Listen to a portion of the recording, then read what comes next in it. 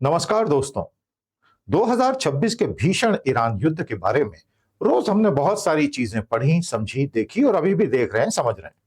लेकिन अब समय आ गया है कि पिछले 50 साल की जो सबसे महत्वपूर्ण कड़ियां हैं, उन्हें जोड़कर हम ये देखने की कोशिश करें कि ये हालात इस स्तर तक पहुंचे कैसे।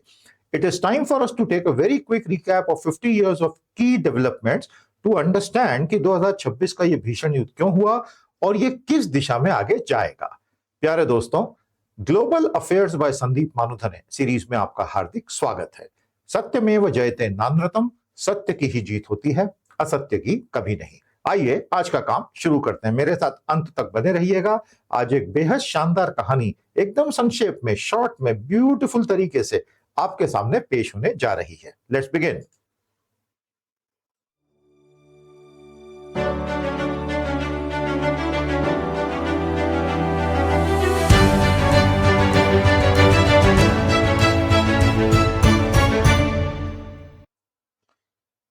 दोस्तों, अगर मैं आपसे कहूं कि जिस भयानक ईरान वॉर को हम 50 से ज्यादा दिनों से चौबीसों घंटे देख रहे हैं, सुन रहे हैं, समझने की कोशिश कर रहे हैं, उसके पीछे के बड़े फैक्टर्स क्या रहे, right from 1970s and even before that, तो एक कड़ी जोड़ते हुए हमको कहानी मिलनी चाहिए ताकि हमें सब चीजें गहराई से समझ में आए। मेरी ग्लोबल अफेयर्स की पूरी प्लेलिस्ट का मकसद ही यही है कि आपको एनालिटिकल पर्सपेक्टिव जियोपॉलिटिक्स पर मिले, तो पूरी प्लेलिस्ट देखिएगा। आप में से कई प्यारे दोस्तों ने हमसे कहा कि कभी हमें नोटिफिकेशन नहीं मिल पाता है, वीडियो मिस हो जाता है, वगैरह वगैरह। तो दोस्तों, अब आप सिर्फ एक छोटा सा काम कीजिए। अपने मोबाइल से इस क्यूआर कोड को स्कैन कर लीजिए। सिर्फ उसमें एक पेज ओपन होगा, वेब पेज, उसको ओपन कर लीजिए। बिल्कुल सेफ है, चिंता मत कीजिए। एक ईमेल आपसे मांगा जाएगा, ईमेल भर दीजिए। जो लोग ये ईमेल यहां भरेंगे, उन्हें शाम को 5 बजे हमारी तरफ से एक ईमेल जाएगा जिसमें सारी पिछले 24 से 48 घंटे की जो वीडियो हमारी टीम ने बनाए, ब्लॉग्स लिखे, अलग अलग कंटेंट क्रिएट किए, पोस्ट बनाए या न्यूज़लेटर शूट किए, उसकी बिल्कुल संक्षिप्त जानकारी होगी। आप कभी कुछ मिस नहीं करेंगे। तो ये काम तो आपको तुरंत अभी के अभी स्कैन करके कर लेना चाहिए। Don't miss anything. ये एक सिंपल सी बात है। आप हमारे अगर किसी दूसरे डेटाबेस के साथ भी जुड़े हैं, ये काम अलग से कर लीजिएगा क्योंकि इसका डेटाबेस बिल्कुल फ्रेश हम अलग से बना रहे हैं। Thank you so much for your cooperation. हमने कल के वीडियो में बात की कि इतने अलग अलग युद्ध अमेरिका ने लड़े और वर्तमान में वो ईरान के भयानक युद्ध में इजराइल के द्वारा पुश किए जाने के बाद उलझ गया है और राष्ट्रपति ट्रंप उससे बहुत तेजी से बाहर आने की कोशिश करते हैं, लेकिन बार बार अब ईरान ही उन्हें खींच के अंदर ले आता है क्योंकि ईरान इस बात को समझ गया है कि ट्रंप यहां से निकलना चाहते हैं और अब वो उन्हें निकलने देगा नहीं, स्पेशली क्योंकि आईआरजीसी के हार्ड लाइन एलिमेंट्स के हाथ में सत्ता की प्रमुख कमान आ चुकी है। तो हालात यहां से बहुत बिगड़ जाएंगे अमेरिका के लिए, इजराइल के लिए, और ये युद्ध धीरे धीरे चलता रहेगा, इंटेंसिटी बदलती रहेगी। इस परिप्रेक्ष्य में, इस पूरे परिदृश्य में हमने ये सोचा कि क्यों ना आपको इतिहास का वो पूरा एक जो इसका बैकग्राउंड है, बारीकी से समझा दिया जाए। प्रेसिडेंट कार्टर एक समय कहते थे कि हम पूरी तरह से ईरान के लोगों की स्वतंत्रता और संप्रभुता के लिए प्रतिबद्ध हैं, लेकिन वो समय अलग था। उस समय अमेरिका की ईरान में जो सरकार थी उससे दोस्ती थी, तो हम क्यों ना कहानी वहीं से शुरू करें। दोस्तों, मैं हर ग्लोबल अफेयर के वीडियो में एक ऐसा खूबसूरत कोट जरूर लेकर आता हूं। आप कमेंट में उस कोट को एक बार फिर से कोट किया करें और उस पर अपनी राय लिखा करें। एक नोटबुक भी बना सकते हैं जिसमें ग्लोबल अफेयर सीरीज की सभी महत्वपूर्ण लर्निंग नोट करते चलिए। यह आपकी पर्सनल नॉलेज वेल्थ बनती जा रही है। पूरी पूरी प्लेलिस्ट को शुरू से एक बार देखिएगा, आपको बहुत मजा आएगा। यह है ईरान वॉर की पूरी टाइमलाइन 25 बिंदुओं में। आप आराम से पॉज करके इसको पढ़ सकते हैं। इसका मैंने ये इंफोग्राफिक भी बना दिया है। मेरा काम है इसके अलग अलग महत्वपूर्ण हिस्सों को आपको एक एक करके अब बताना। जो स्टूडेंट्स हैं, स्कॉलर्स हैं, रिसर्चर्स हैं, आप तो इसको पॉज करके आराम से पढ़िए, आराम से देखिए, कोई दिक्कत नहीं है, बाद में दोबारा में देख लीजिएगा। फिलहाल हम एक एक करके इनके हिस्सों को शुरू करते हैं। जब हम ईरान वॉर की बात करते हैं तो अमूमन मेन स्ट्रीम मीडिया हो या यूट्यूब हो, इन चीजों की ज्यादा बात हो रही है। किसे मार डाला गया, कौन बच के निकल गया, सीज फायर की क्या हाल है, कौन सा अभी वेपन यूज हो रहा है, अमेरिका क्यों नहीं लड़ पा रहा है, एसिमेट्रिक वॉरफेयर, इन चीजों के आसपास सारी बातें केंद्रित हो जाती हैं। तो हमने सोचा क्यों ना इससे कई कदम आगे निकला जाए, और हम निकल चुके हैं। कहानी शुरू हो चुकी है। Iran under the Shah. प्यारे दोस्तों, 1970 का जो दशक था, अभी वहां ईरान में क्रांति हुई नहीं थी, इस्लामिक क्रांति, शिया क्रांति। ईरान का जो राजा था शाह पहलवी, उसने अमेरिका से बड़ी अच्छी दोस्ती कर रखी थी, लंगोटिया यार था अमेरिका का वो। और मिलिट्री में कोऑपरेशन, इकोनॉमिक ग्रोथ की बातें, रीजनल जियोपॉलिटिकल स्टेबिलिटी वगैरह, क्योंकि अमेरिका हमेशा पपेट स्टेट्स बना के रखना चाहता है। पेट्रो डॉलर की कहानी आप सबको पता है। तो अमेरिका यह चाहता है कि या तो तुम पूरी तरह पपेट बन जाओ, वैसल स्टेट्स बन जाओ, अपना मुंह बंद कर लो, हम जो कर रहे हैं करने दो, तुम्हें 10 गालियां भी दे तो तुम पलट के कुछ मत बोलो, नहीं तो फिर हम बहुत कुछ कर सकते हैं तुम्हारे साथ। तो ऐसे में कई देश पूरी तरह सरेंडर हो गए थे।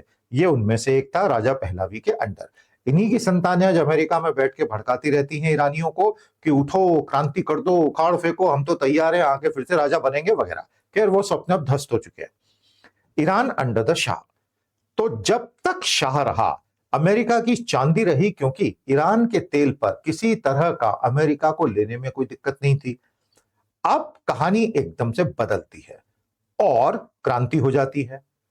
जब 1979 में ईरानी क्रांति होती है तो शाह को उखाड़ फेंका जाता है और एक इस्लामिक रिपब्लिक ऑफ ईरान बनता है। अयातुल्ला खोमेनी उसके पहले सुप्रीम लीडर बनते हैं, पार्लियामेंट बनता है जो चुनाव से होता है, प्रेसिडेंट होते हैं जो सिविलियन मैटर्स देखते हैं, और बाकी का सारा काम सुप्रीम लीडर देखते हैं, जिसमें डिफेंस और फॉरेन अफेयर्स शामिल है। लेकिन उसके ठीक बाद लंबी चली हॉस्टेज क्राइसिस ने अमेरिका और ईरान के रिश्तों को ध्वस्त करके रख दिया। और वो दिन है और आज का दिन है, कभी शांति लेश मात्र भी नहीं हो पाई है। अमेरिका की एम्बसी में 440 से ज्यादा दिनों का, 444 डेज इनफैक्ट, हॉस्टेज क्राइसिस हो गया था। अमेरिका उस दिन से भड़का हुआ है कि मैं इनको तो ध्वस्त करके ही मानूंगा। अब वो कर पाया नहीं है, आज के युद्ध में भी बिल्कुल भी ध्वस्त नहीं कर पाए, बल्कि उल्टे पड़ गए हैं सारे पासे। अब आप ये सोचेंगे कि आखिर ऐसा क्या हो गया था कि अगर ये देश आधुनिक था, राजा की अमेरिका से दोस्ती थी, अमेरिका उथल पुथल नहीं मचाता था, तो वहां के लोगों ने ये पूरी इस्लामिक शिया रेवोल्यूशन का सपोर्ट क्यों किया? उसका एक शब्द में उत्तर है सावक। बहुत कम लोगों को इसके बारे में पता है। सावक नाम का एक बहुत ही ब्रूटल ऑर्गेनाइजेशन था, नेशनल सिक्योरिटी और इंफॉर्मेशन ऑर्गेनाइजेशन, साजेमान इत्तलात व अमनियात केसवार, यानी कि नेशनल सिक्योरिटी इंफॉर्मेशन, यानी कि सीक्रेट पुलिस। ये राजा की वो सीक्रेट पुलिस है जिसके बारे में बहुत कम लोगों ने, अनलेस आपने रिसर्च किया, पता नहीं है। और सावक को बनाया किसने था? बिल्कुल वही स्टैंडर्ड इतिहास के जो 2-4 लोग हैं। CIA हुआ, MI6 हुआ और बाद में मोसाद। इन्होंने मिलके सावक को जन्म दिया, सावक को ट्रेनिंग दी और सावक को वो सारी तरकीबें सिखाई कि किसी भी तरह लोगों को चुप करा दो।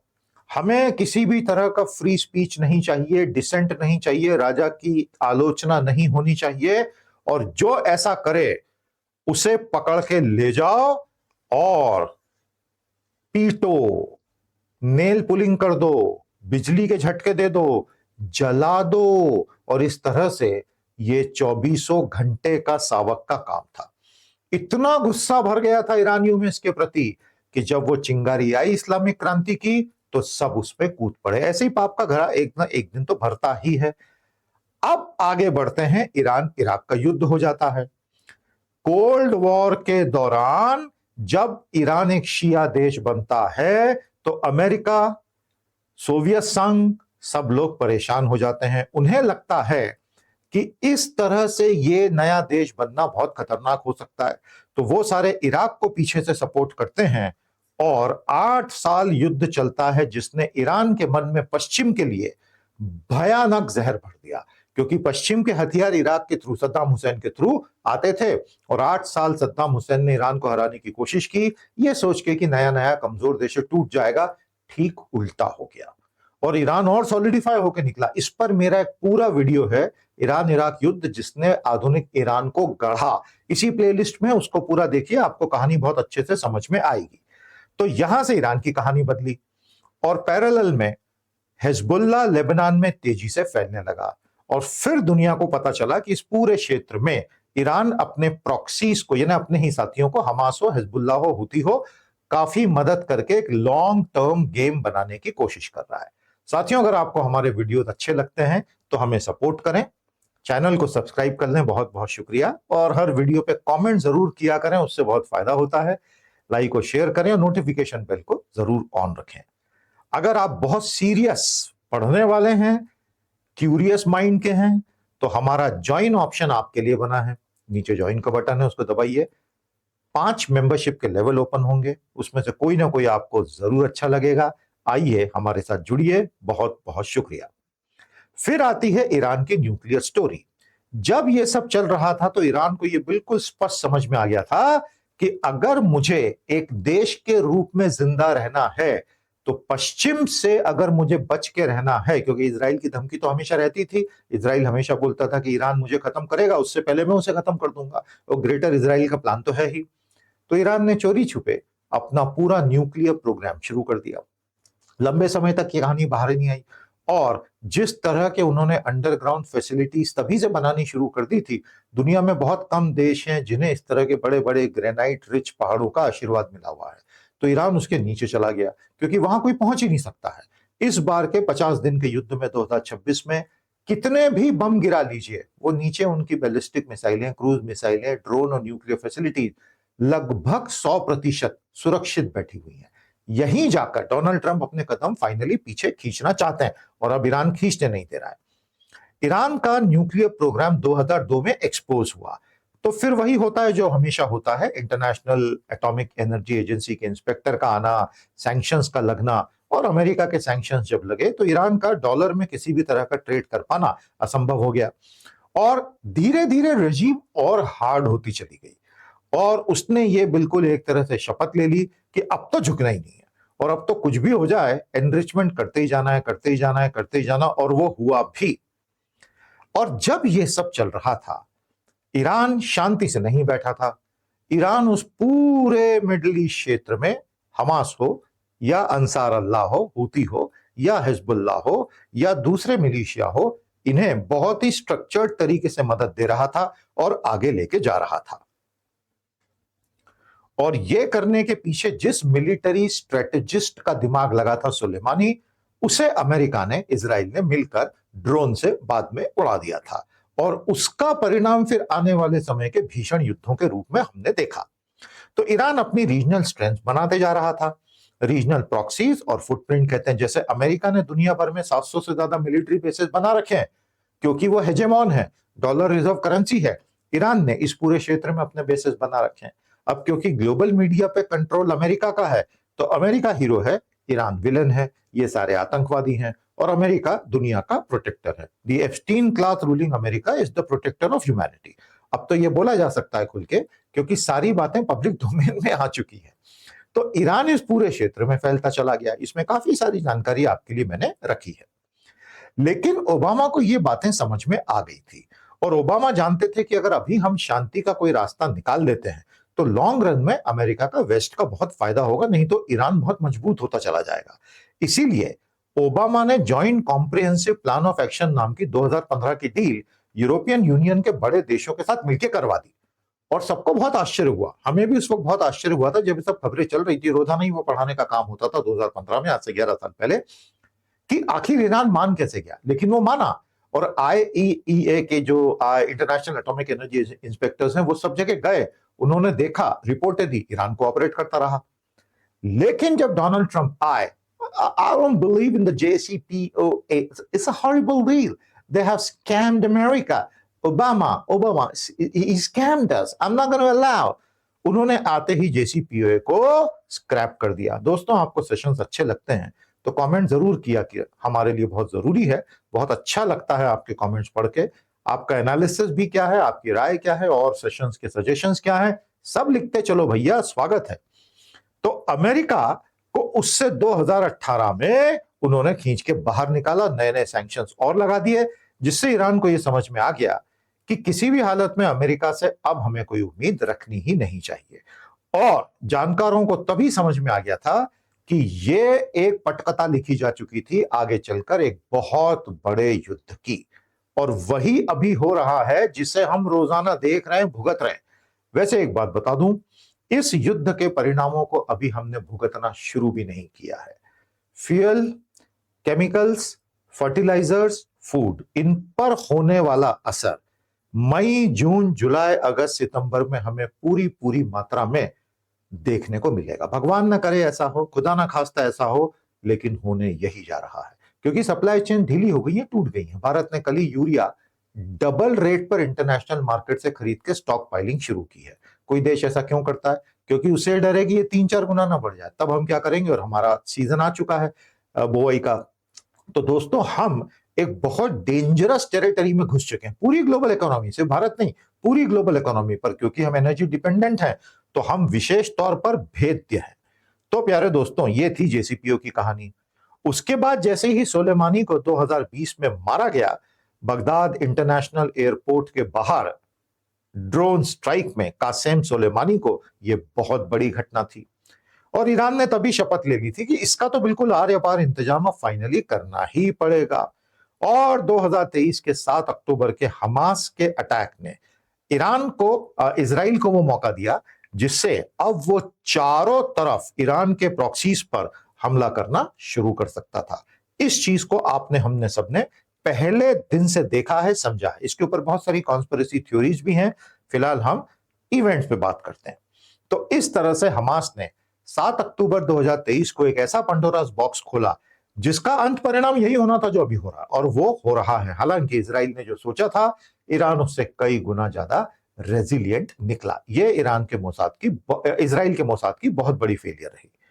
फिर आता है 2024, और काफी हिंसक रहा 2024। इजराइल और ईरान के बीच में डायरेक्ट मिसाइल और ड्रोन अटैक्स हों, ये होने शुरू हो गए।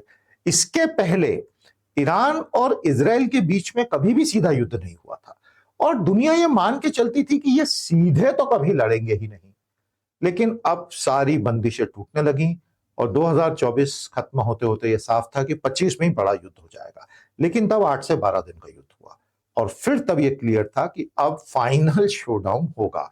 वो अब हम उसके बीचों बीच खड़े हैं, और ये शोडाउन तो अभी बहुत लंबा जाने वाला है। तो 1 अप्रैल 2024 को इजराइल ने दमिश्क में, यानी दमिश्क में, ईरानियन डिप्लोमेटिक साइट पर ईरानियन ऑफिशियल्स को मार डाला। 14 अप्रैल को ईरान ने पहली बार सीधा अटैक इजराइल पे किया। 1 अक्टूबर को 2024 को ईरान ने एक और मेजर स्ट्राइक की, और ये चीजें वहीं के वहीं रुक जाती थी। तो फिर भी एक उम्मीद थी कि ये सब टेम्पररी है और इवेंचुअली अमेरिका शांति करवा देगा वगैरह। लेकिन अमेरिका क्या शांति करवाएगा? इजराइल तो उसको घसीट घसीट के ला रहा है, क्योंकि हमें पता है इस साल 11 फरवरी को व्हाइट हाउस में डोनाल्ड ट्रंप को नेतन्याहू और मोसाद के चीफ ने जेडी वांस की अनुपस्थिति में कन्विंस किया था कि मारो मारो मारो, अभी मार दो खोमेनी को, और बिल्कुल प्रिसीजन स्ट्राइक करके सबको मार देते हैं। 7 दिन में खेल खत्म। जनता सड़कों पे, और स्टारलिंक के सेट बांटे हुए हैं, हथियार भेज रहे हैं, कुर्द वहां से घुस जाएंगे, पूरी रजीम का तख्ता पलट, सारा तेल हमारा, जैसे वेनेजुएला का। ट्रंप मान गए, उनके पॉलिटिकल जीवन की सबसे बड़ी भूल। तो 2025 में इजराइल ने जब पहली बार मेजर एयर स्ट्राइक किए, तब ये इनका पहला एक्चुअल युद्ध हुआ। 13 जून से ये शुरू होता है, और दोनों तरफ से काफी भयानक मिसाइल अटैक्स चालू हो जाते हैं।